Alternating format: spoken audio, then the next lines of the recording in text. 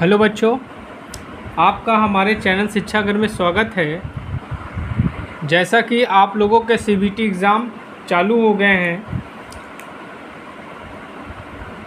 तो एग्ज़ाम को देखते हुए आज से मैं आप लोगों के लिए इलेक्ट्रीशियन सेकेंड ईयर और फर्स्ट ईयर के लिए मॉडल पेपर्स बनाने जा रहा हूं। अगर आप ये मॉडल पेपर देख के जाते हैं तो निश्चित तौर पे आप 90% के एबव नंबर प्राप्त करेंगे। चलिए, आज मैंने मॉडल पेपर नंबर पहला बनाया है, जो कि आपके इलेक्ट्रीशियन सेकेंड ईयर के बच्चों के लिए है। आप कोशिश करिएगा, पूरा वीडियो देखिएगा। अगर आप मेरे चैनल पर नए हैं तो प्लीज़ मेरे चैनल को लाइक करिए, शेयर करिए एंड सब्सक्राइब जो करिए। चलिए, पहला क्वेश्चन देखते हैं। क्वेश्चन कह रहा है कि अल्टरनेटर का ईएमएफ समीकरण की गणना करने का सूत्र है E = 4.44 kd kc T5m, E = 2.22 kd kc F 5m, और तीसरा है E = 4.44 kd kc F T 5m। तो जो आपका अल्टरनेटर का ईएमएफ इक्वेशन होता है, ये होता है बच्चों E = 4.44 kd kc, कहीं आपको kp मिलेगा, F T 5m। तो इस हिसाब से आपका थर्ड ऑप्शन बिल्कुल सही है। चलिए, अगला क्वेश्चन देखते हैं। दो समांतर संचालन में दो अल्टरनेटर डार्क लैम्प विधि में किस स्थिति में बुझ जाते हैं? टर्मिनल वोल्टेज बराबर है, वोल्टेज और पावर रेटिंग्स बराबर है, वोल्टेज और फ्रीक्वेंसी बराबर है, नन।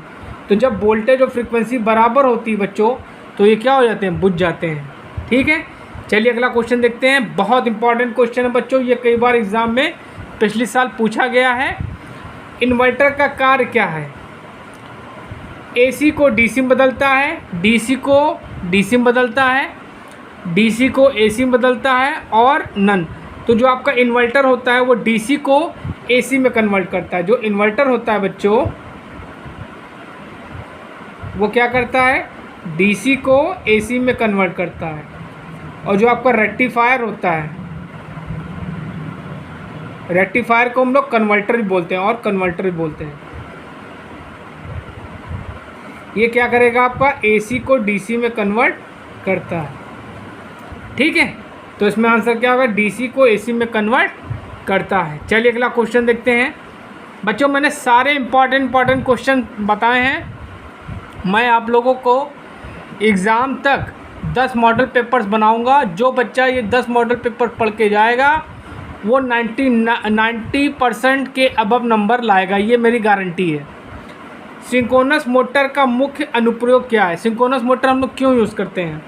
लिफ्ट में यूज़ करते हैं, कागज़ रोलिंग मिलों में यूज़ करते हैं, AC से DC कन्वर्ट में यूज़ करते हैं, पावर फैक्टर इम्प्रूवमेंट में।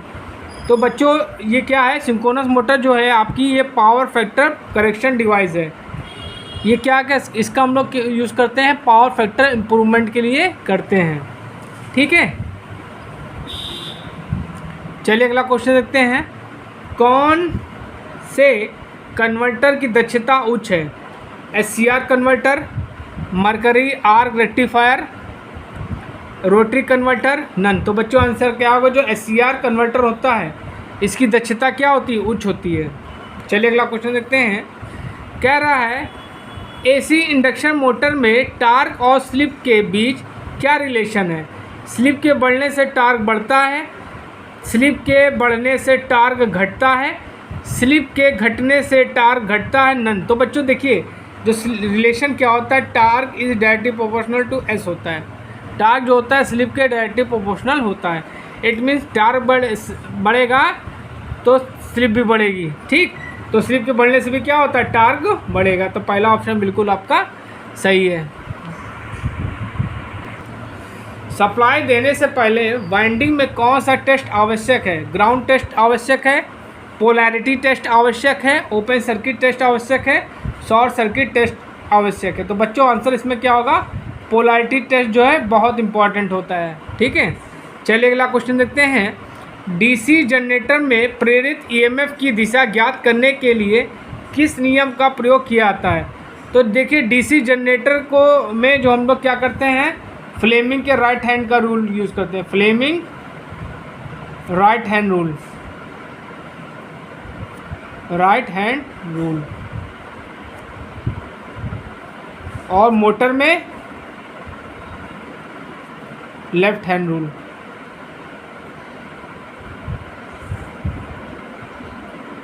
फ्लेमिंग का लेफ्ट हैंड रूल, ठीक है। अगर आपसे अल्टरनेटर का भी पूछे तो अल्टरनेटर में भी क्या होगा, ये आपका फ्लेमिंग के राइट हैंड रूल का यूज़ होगा। चलिए अगला क्वेश्चन देखते हैं।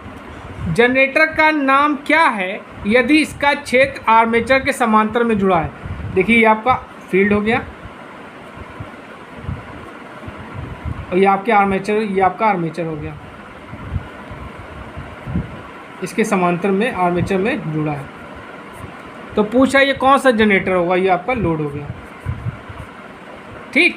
तो देखिए जब आर्मेचर के पैरेलल में आपकी फील्ड वाइंडिंग जुड़ी होती है, ठीक है, तो उस जनरेटर को हम लोग क्या करते हैं, शंट जनरेटर कहते हैं। उसमें ऑप्शन भी देख लेते हैं, चलिए पहले। Shunt generator, series generator, compound generator, self excited generator. तो ये तो तीनों सेल्फ एक्साइटेड जनरेटर है बच्चों, ये सेल्फ एक्साइटेड ही जनरेटर है, ठीक। और जो ये आपका कौन सा जनरेटर है, ये आपका शंट जनरेटर है, ये आपका शंट जनरेटर है। और शंट जनरेटर का प्रयोग हम लोग कहाँ करते हैं, इलेक्ट्रोप्लेटिंग में करते हैं, और कहाँ करते हैं, चार्जिंग में भी करते हैं इसका प्रयोग, ठीक है। चलिए अगला क्वेश्चन देखते हैं। डीसी जनरेटर में पोल शू का उद्देश्य क्या है, ठीक है। एयर गैप को कम करता है, क्षेत्र की ताकत बढ़ाता है, एयर गैप में समान रूप से फ्लक्स को फैलाता है। नन। तो बच्चों इसमें आंसर क्या होगा, ये थर्ड ऑप्शन सही है। एयर गैप में क्या करेगा, फ्लक्स को समान रूप से वितरित करता है, ठीक है। चलिए अगला क्वेश्चन देखते हैं। आर्क वेल्डिंग के लिए किस प्रकार के डीसी जनरेटर का उपयोग किया जाता है, शंट जनरेटर का, सीरीज जनरेटर का, डिफरेंशियल कंपाउंड जनरेटर का, कम्यूटेटिव कंपाउंड जनरेटर का। तो बच्चों आर्क वेल्डिंग में आप लोग क्या करेंगे, डिफरेंशियल कंपाउंड जनरेटर का प्रयोग करेंगे। चलिए अगला क्वेश्चन देखते हैं। डीसी जनरेटर में वेव वाइंडिंग की विशेषताएं क्या है, low current high voltage, high current high voltage, high current low voltage. तो जो वेव वाइंडिंग होती है, देखिए समझ लीजिए वेव वाइंडिंग हम लोग क्यों करते हैं, ये हम लोग करते हैं लो करंट हाई वोल्टेज। तो बच्चों इसमें आंसर क्या होगा, लो करंट और हाई वोल्टेज। और जो हम लोग लैप वाइंडिंग करते हैं वो क्या करते हैं, हाई करंट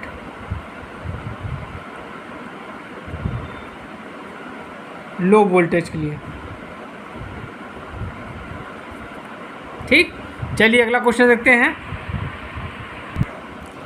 डीसी जनरेटर में किस प्रकार का वोल्टेज गतिशील रूप में प्रेरित होता है, पल्सेटिंग होता है, ऑक्सीलेटिंग होता है, अल्टरनेटिंग होता है, नन। तो जो आपका डीसी जनरेटर में जो आपका ईएमएफ होता है वो आपका क्या होता है, अल्टरनेटिंग होता है, ठीक है। और जो इसकी वैल्यू होती है ये होती है E= 5ZTN/60A, ठीक है। ये भी क्वेश्चन आपसे पूछा जाता है कि ईएमएफ का फॉर्मूला क्या होगा, ठीक।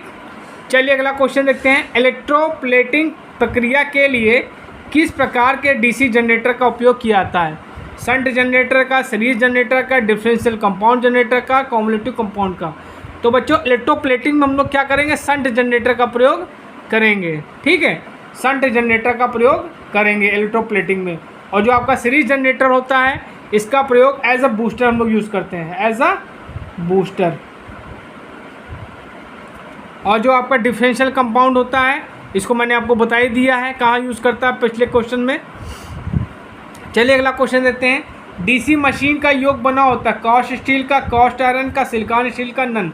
तो बच्चों छोटी मशीनों के लिए इसमें तो आंसर आपका क्या लगाएंगे, कास्ट आयरन लगाएंगे, ठीक। छोटी मशीनों के लिए आपका कास्ट आयरन, बड़ी मशीन के लिए कास्ट स्टील, और सिलिकॉन स्टील का आपका आर्मेचर बना होता है। ठीक है। और जो कम्यूटेटर होता है ये भी जान लीजिए, कम्यूटेटर का छूटे रहा है। कम्यूटेटर ये बना होता है हार्ड रॉक कॉपर का बना होता है।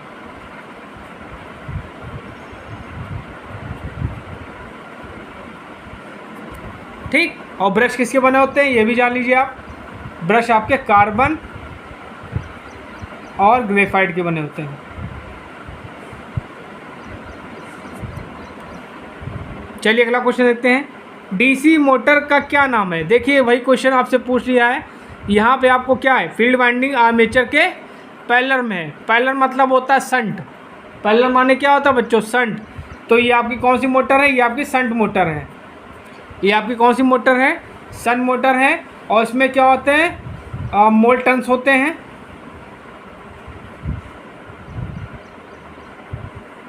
इसमें मोल्टन्स होते हैं और कितना थिन वायर का प्रयोग किया था, थिन वायर, पतला वायर। ठीक, चलिए अगला क्वेश्चन देखते हैं। डीसी मोटर का आर्मेचर बना होता है कास्ट स्टील का, कास्ट आयरन का, सिलिकॉन स्टील का, नन। तो आपका जो डीसी मोटर का आर्मेचर बना होता है वो सिलिकॉन स्टील का बना होता है। चलिए अगला क्वेश्चन देखते हैं। बच्चों ये वीडियो आप जो पूरा देखिएगा, क्योंकि इन्हीं मॉडल पेपर से आपके सारे क्वेश्चन सीबीटी एग्ज़ाम में पूछे जाएंगे। ठीक है। डीसी मोटर गति गणना के लिए गणना करने के लिए किस सूत्र का उपयोग किया जाता है? N = EB/5। और क्या होता है?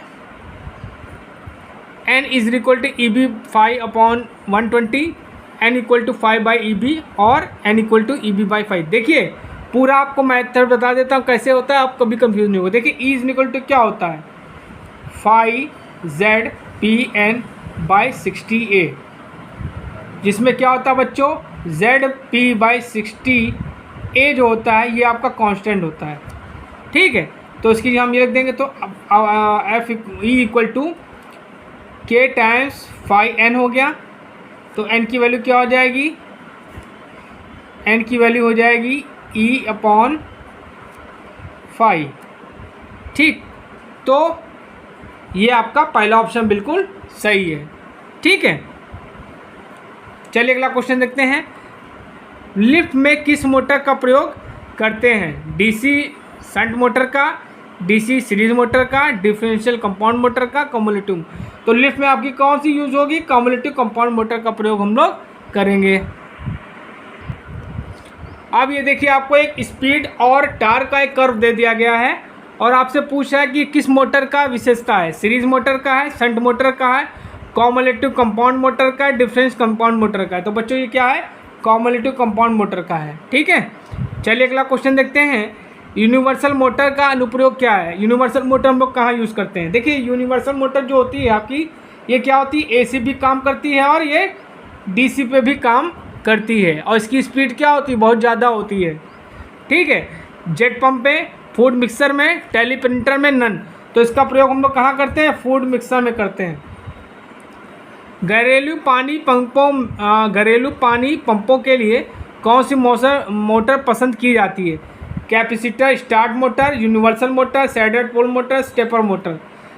ठीक है, तो स्टेपर मोटर क्या होता है? घड़ियों में यूज़ होती है। यूनिवर्सल मोटर फूड मिक्सर में यूज़ होती है। सैडल पोल मतलब खिलौना में यूज़ होती है। और कैपेसिटर इसका कहाँ होगा? ये पंप में यूज़ होगी। कहाँ होगी? पंप में यूज़ होगी। ठीक, चलिए अगला क्वेश्चन देखते हैं। परमाणु रिएक्टर में नियंत्रण छड़ के रूप में किस सामग्री का उपयोग किया जाता है? थोरियम का, ग्रेफाइट का, कैडमियम का, टंगस्टन का। तो बच्चों क्या होता है? कैडमियम की छड़ें यूज़ होती हैं। ठीक है, चलिए अगला क्वेश्चन देखते हैं। किस बिजली उत्पादन संयंत्र के संचालन में अधिक विश्वसनीयता है? Hydro power plant, diesel power plant, nuclear power plant, thermal power plant. तो बच्चों इसमें आंसर क्या होगा? Nuclear power plant. VSI drive का कार्य क्या है? कन्वर्ट AC टू DC, मतलब AC को DC में कन्वर्ट करता है। Convert DC to AC, DC को AC में कन्वर्ट करता है। Convert AC to AC, AC को AC में कन्वर्ट करता है। नन। तो बच्चों आंसर क्या होगा? दूसरा आपका सही, convert AC to AC। Overhead line में प्रयुक्त कंडक्टर का नाम क्या है? ACSR, aluminium, hard rock, copper, none. तो बच्चों ACSR का हम लोग प्रयोग करते हैं, ठीक है। चलिए अगला क्वेश्चन देखते हैं।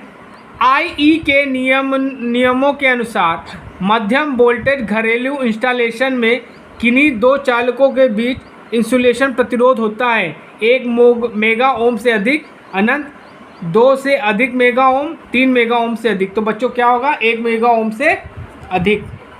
चलिए अगला क्वेश्चन देखते हैं। बहुत इंपॉर्टेंट क्वेश्चन बच्चों, ये कंपटीशन में भी पूछा गया है कि लाइन समाप्ति पर कोने के खंभे के लिए किस प्रकार के लाइन इंसुलेटर का प्रयोग किया जाता है? पिन इंसुलेटर का, स्ट्रैंड इंसुलेटर का, साइकिल इंसुलेटर का, सस्पेंशन इंसुलेटर का। तो बच्चों आंसर क्या होगा? साइकिल इंसुलेटर का प्रयोग हम लोग करते हैं। चलिए अगला क्वेश्चन देखते हैं। ये भी बहुत इंपॉर्टेंट क्वेश्चन है। सर्किट ब्रेकर की टूटने की क्षमता का मूल्यांकन कैसे किया जाता है? ठीक है, केवी में, केडब्ल्यू में, एमवीए में और केवीआर में। तो बच्चों आंसर क्या होगा? एमवीए में। ट्रांसमिशन लाइन पर फेस टू ग्राउंड फॉल्ट होने पर खराबी का क्या कारण है? ठीक है, component failure, insulation failure, human error, fuse failure. तो बच्चों आंसर क्या होगा? Insulation failure. इंसुलेशन आपका फेल हो गया है। चलिए अगला क्वेश्चन देखते हैं। किस प्रकार का उपकरण मोटर्स को एक पैनल बोल्ट में हीटिंग और ओवरलोडिंग से बचाता है? रेक्टिफायर बचाता है, लिमिट स्विच बचाता है, थर्मल रिले बचाती है, इलेक्ट्रोमैकेनिकल रिले। तो बच्चों आंसर क्या होगा? Thermal relay. चलिए अगला क्वेश्चन देखते हैं। ये आपको एक सिंबल दे दिया गया है, ठीक है। अब ये पूछा कि कौन सा सिंबल है, किसका सिंबल है? ये SCR का है, IGBT का है, डायक का है, ट्रायक का है। तो बच्चों इसमें आंसर क्या होगा? डायक। डायक क्या होता है? इसको हम लोग बोलते हैं बिना गेट का ट्रायक। इसे बोलते हैं बिना गेट का ट्रायक। इसका प्रयोग हम लोग ट्रिगरिंग के लिए करते हैं। किसके लिए? ट्रिगरिंग के लिए करते हैं, ठीक है, याद रखिएगा। चलिए अगला क्वेश्चन देखते हैं। CRO के द्वारा किस मात्रा को मापा जा सकता है? फ्रीक्वेंसी को, इंडक्टेंस को, रेजिस्टेंस को, पावर फैक्टर को। तो हम लोग CRO के द्वारा हम क्या ना सकते हैं? फ्रीक्वेंसी। पावर कंट्रोल सर्किट में डायक का उद्देश्य क्या है? देखिए क्वेश्चन पूछ ही लिया है। एज रेक्टिफायर की तरह, फॉर ट्रिगरिंग के लिए, एज एन ऑक्सीलेटर की तरह, फॉर एम्पलीफिकेशन की। तो मैंने आपको क्या बताया? ट्रिगरिंग में इसका प्रयोग हम लोग करते हैं। कौन सा दोलक उच्च सटीक स्थिर फ्रीक्वेंसी प्रदान करता है? Hartley oscillator, Colpitts oscillator, quartz oscillator, none. तो बच्चों क्या होगा? हार्टले। चलिए अगला क्वेश्चन देखते हैं। SCR में कितने जंक्शन होते हैं? 1 होता है, 2 होता है, 3 होता है, 4 होता है। देखिए SCR में 3 जंक्शन होते हैं, 4 लेयर होती है। 1, 2, 3, ये 4 लेयर होगी। PN 4 layer, J1, J2, J3 3 junction,